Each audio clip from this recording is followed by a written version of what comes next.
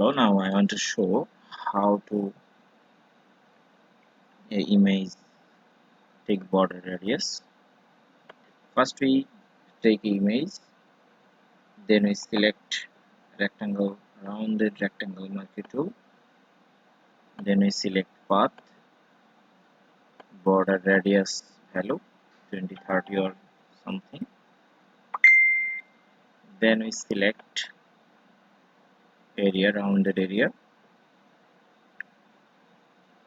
then we click on path, then we click add a mask,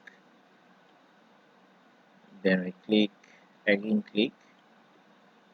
vector mask. Here you can see change it rounded corner, then we click it, and here we take a new layer, create a new layer, then move it, and adjustment fill, click, then click pattern, then you can change it. You can change this images texture. We can take white background color, and then okay, you can move it any areas. Okay,